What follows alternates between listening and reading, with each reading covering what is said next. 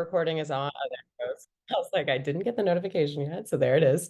Awesome. Welcome, everyone, and thank you so much for coming here today to kind of chat with me about the role of relationships in recovery, and particularly for people in early recovery.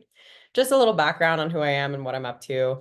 I am a postdoctoral researcher, which means I recently finished my PhD or doctoral program of research, and now I am working at the University of New Mexico.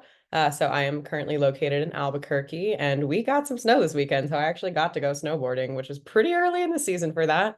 So I was really excited about that. And yeah, so with that, I'll go ahead and get into what we're going to be chatting about today. So the first thing I want to chat about is what do we know generally about social relationships and health? How do they impact human health and well-being? And how do we know what we know? The second thing I want to get into is the part that I'm more interested is what don't we know yet? So based on what we know, like what do we not know about particular populations or people who are kind of rebuilding relationships at any different points in their lives? And lastly, as Beth hinted at earlier, I'm also going to be talking about how you directly can get involved with research if you so choose, because I am currently running a research study looking at social relationships and health. So I just want to kind of frame this is not a problem that only affects certain people. So this is even beyond the US, but I'm using US centric data. Loneliness is a public health concern. This is something that has been kind of on the top of mind for a lot of public health officials, especially the last decade or so. This is an image from the CDC, the Center for Disease Control, talking about how common lack of social connection is in the US. So 1 in 3 adults in the US report regularly or chronically feeling lonely, and about 1 in 4 say that they have a lack of emotional or social support. These numbers are particularly concerning when we get into older populations that tend to live alone more often. And as people continue to age and our population continues to live longer on average, people are living longer and more isolated kind of towards the end of their lives as well.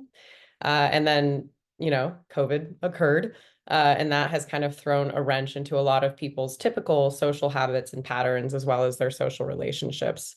And this particularly impacted young people, and people whose jobs went fully remote. So this kind of like lack of in-person connection has been something that has been going on for a while, but was definitely exacerbated about 3 to 4 years ago during the pandemic.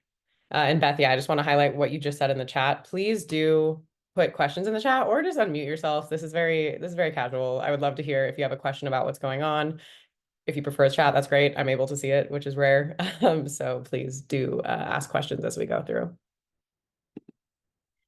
And so, what do we know about social relationships and health broadly? Strong social bonds, which is kind of like a research term for how we measure social relationships, predict a lot of really big, broad health outcomes, one of which is longevity. And so, I've cited the 3 papers at the bottom here, and I'm happy to share PDFs of those afterwards if people are interested in reading the research articles themselves. But so strong social bonds are predicting longevity, and this first author here, Yang, they did a study looking at actually how that happens. They're like, what do you mean friends make you live longer? It sounds mushy. But they did a whole series of studies over the course of a decade to prove exactly how that's happening. And what they found is that social bonds are predictive of all sorts of health markers like reduced inflammation, less susceptibility to disease, and higher immune functioning. So there's a lot of things that are kind of collectively involved in the body with social well-being. And then related to that is just overall health. So this is beyond just physical health. Social bonds are predicting overall health in terms of like mental health, happiness, well-being, feeling of belongingness. All of those things are part of human fabric and nature. We are social beings. We were designed to be part of groups from the very onset of our evolutionary history.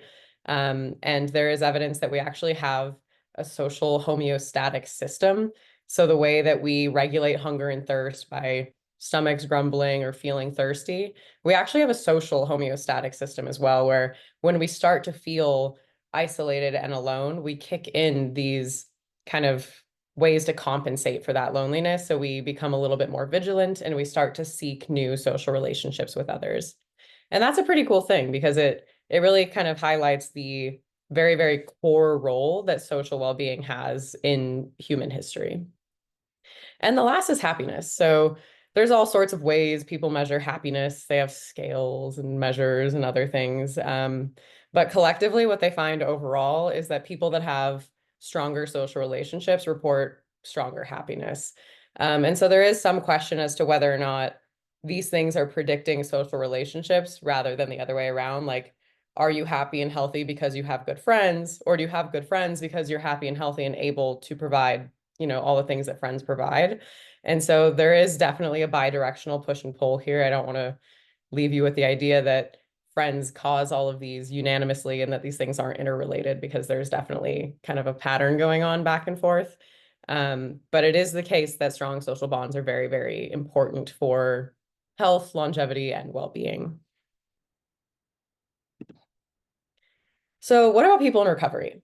There is a specific measure that I really, really like that came out recently. There was a whole host of research on this concept called social capital, which came out of the business world, as it kind of sounds like.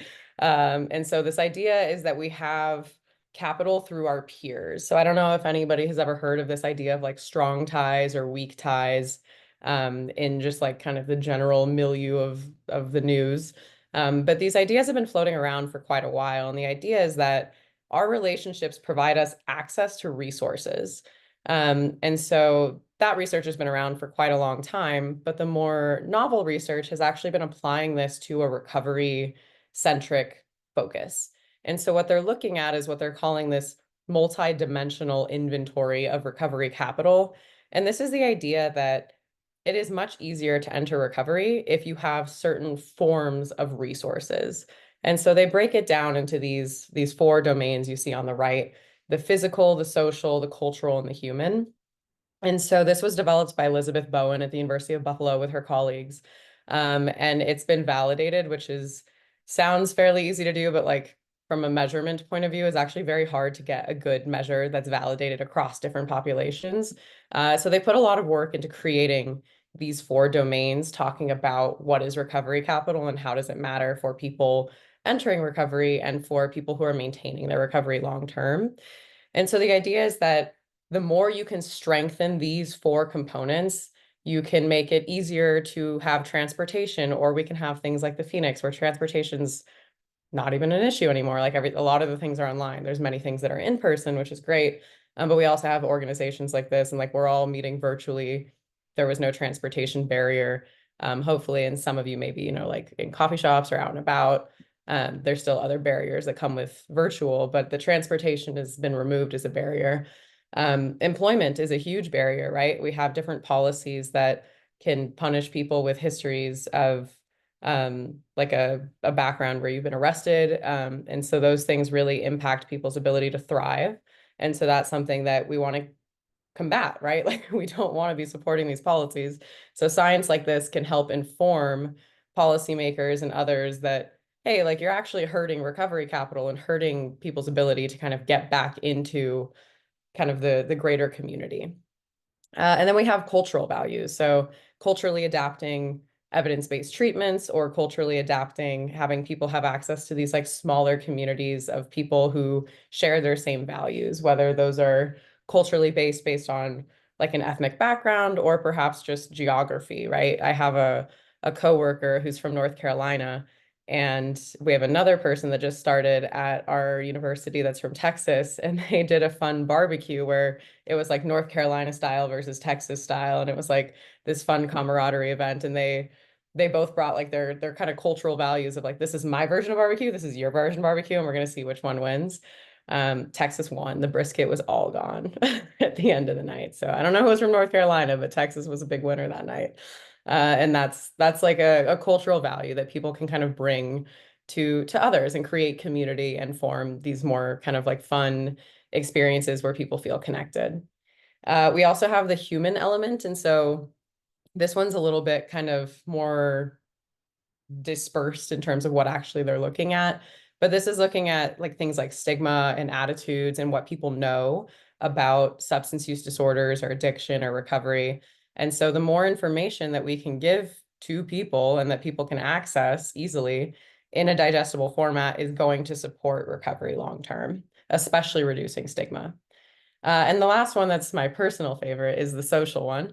And so that's really focusing on social network, social support that people are getting inside and outside of the workplace, inside and outside of their family unit, really focusing on the role of peers in our system.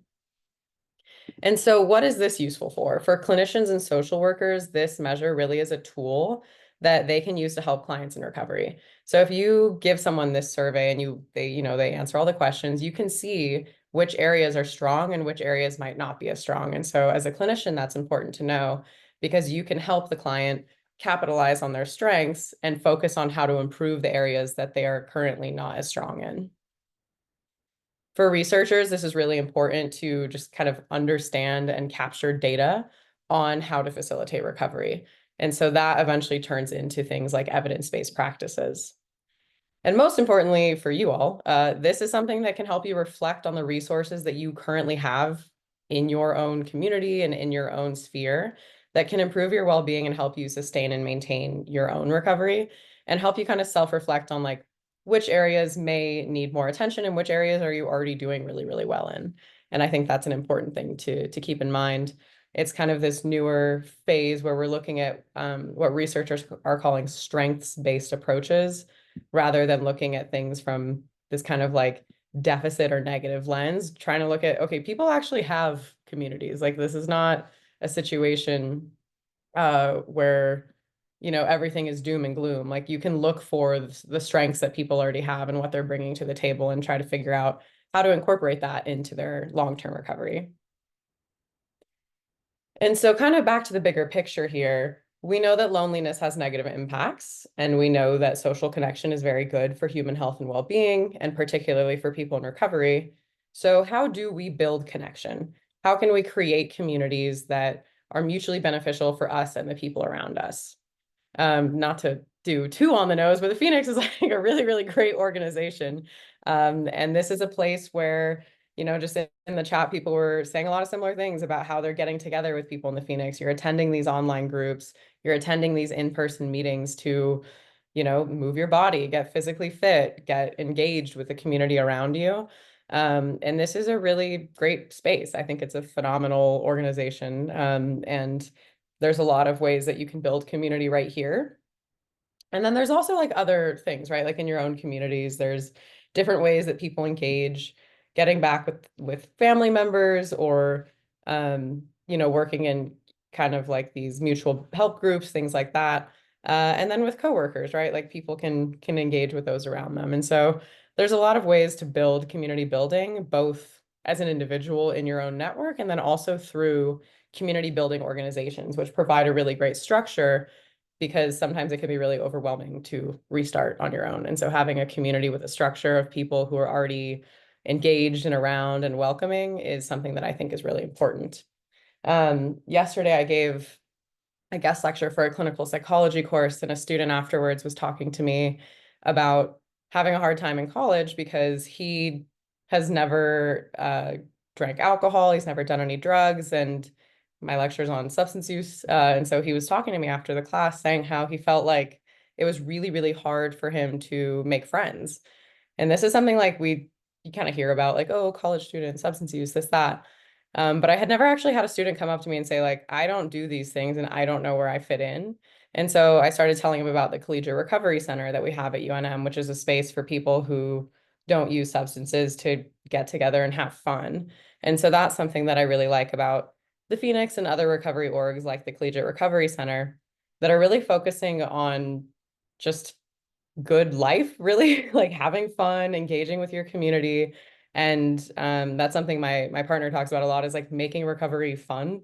It's like there are so many ways to engage in life that aren't through substances. And I feel like these community building organizations are really promoting that idea and capitalizing on it in a way where like there is no reason for this student to feel that way because over 50% of college students actually don't drink alcohol. These statistics are consistent about that actually. And Gen Z is drinking less alcohol in college than millennials or generations before them. And so there already is a downward trend, but students are still feeling this pressure of, I can't make friends if I don't do this one thing. And so really highlighting that A, that's not the case. And then B, there are organizations literally dedicated for people who are not interested in that, in doing those behaviors. So what we don't know, there's a lot. There's a lot that we don't know. And in particular, the thing that I am interested in is looking at how people change, build, and maintain relationships in early recovery. So there is data showing that people do tend to kind of cut off people in early recovery and then simultaneously add new people into their networks. And so that has a lot to do with whether or not the people in your network are also using substances or not. And so you're transitioning into more of a community of people that aren't engaging in that. And so that's pretty much where the research ends. Like we have an idea that this is happening proportionately in the social network. Number of peers who are also in recovery goes up over time, but we have no idea how that happens, why it happens, on what time scale it happens. Like everything is very uncertain. And so the study that I am currently working on is asking two questions. It's looking at how specifically do people in early recovery build and maintain social relationships? So what is going on in these early stages, the first, 3 to 6-ish or so months, who are people talking to? What are you talking about? Are these positive conversations? Are they negative? Are they challenging? And in what ways is that going on? And the second one is, how are these relationships impacting recovery goals? So are they having a positive impact or negative impact? Does it depend who it is? Does it depend what day it is? Social relationships they're not always positive, right? Like we have friends or frenemies or other relationships with people that can be antagonistic or be difficult to deal with, or phone calls that are hard to make, things of that sort. And so really looking at it in a more holistic way of how do these things all combine to impact emotional well-being and support and all of that. And so the study specifics, I'm putting up the flyer here. We also have it in a PDF format to share afterwards. Is that right? Yes, for people who are interested. So it's okay if it's like not, you don't have to scan it right now. But basically what it is looking, like I was just saying, this is the study look at people's relationships in early recovery. And so the requirements to be in the study, because we have to keep things kind of, I don't know, tight for science purposes, just be in early recovery. And that can be self-defined. So it's not a clinical diagnostic criterion. This is just self-defined recovery. You have to be 18 or older, have a smartphone or access to the internet, and that's because there's an app that you have to download to participate, and be in the United States. And so what's involved is a little bit more detailed on the next slide, so I'll skip to that. It would be 4 steps. So that first QR code would send you to a screening survey that'll take 5 to 10 minutes, probably a little less to fill out, given that I know most people don't read the first page in its entirety. That's the consent portion.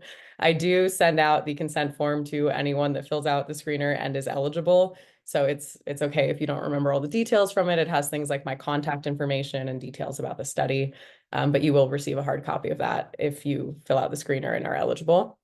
And then after that, our team will review the responses and we'll set up a Zoom chat with you. It'll be about 10, 15 minutes, just to confirm eligibility and then get you set up on that app I was talking about. You have to like download it, make an account. It's like a little bit of a process. So we like to do that with people because it can just be a little more challenging to do it on your own. And then once you're enrolled, you'll complete a baseline survey. This takes about an hour. It is a long survey. We do compensate people $25 for it because we do expect it to take a little bit of time. And this will ask you questions about your substance use history, your overall well-being. It'll ask you hypothetical scenarios about people in recovery, and kind of just general psychology-esque questions about social well-being and metrics like that. And all of this has been cleared through our institutional review board, which is the ethics board that governs research in the United States, that's taken place at colleges. And so we do have green flags from our ethics board. But just people, the primary concern is that some people are uncomfortable answering some questions or you don't want to share that kind of information. You don't have to answer any one question, even if you're enrolled as a participant. You can skip any question that is you don't want to answer, and there's no penalty for that at all. Um, and then the last part that's kind of getting at those questions I was talking about what specifically happens on a daily basis for people when they're interacting with others is this daily diary survey. And so for a period of 90 days, each night you'll get a ping to your phone that asks you questions about how you felt that day, any substance use behaviors, and then also about your social relationships. So it'll be, did you talk to anyone today? Did you talk on the phone? Or was it a Zoom chat? Was it in person?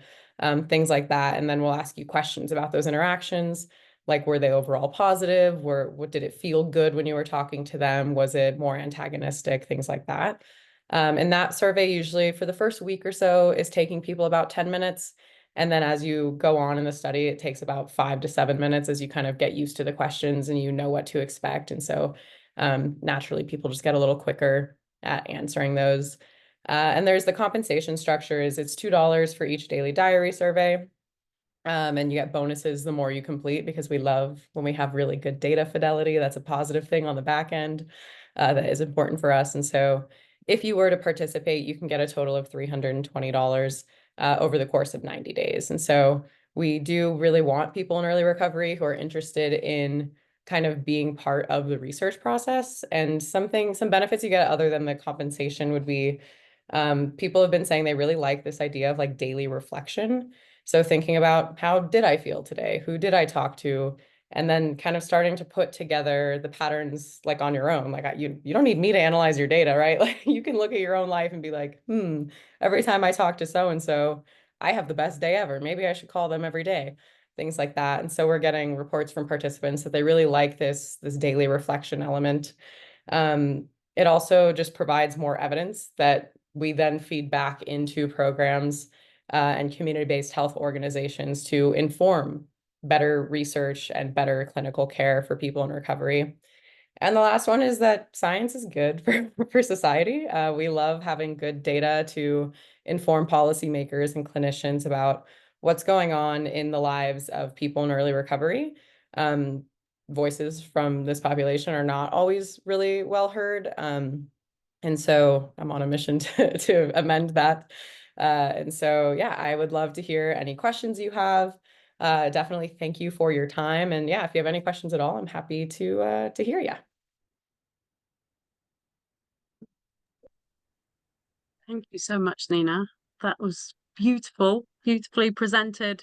And I think we often, just as the Phoenix community, often talk about the power of being part of a community and those connections. So to hear the science behind it was fascinating. So thank you. Does anyone, and it's okay if you're in the audience and you're like, I want to ask a question, but I don't want to come off mute. We can do things via email or after today. And maybe you're in the audience and you're thinking, oh, this isn't applicable to me, but my friend Aspen would be really interested. So please do spread the word about this. It's not something that stays or only has to stay in this space. But I will go on mute in case people want to come off and ask questions.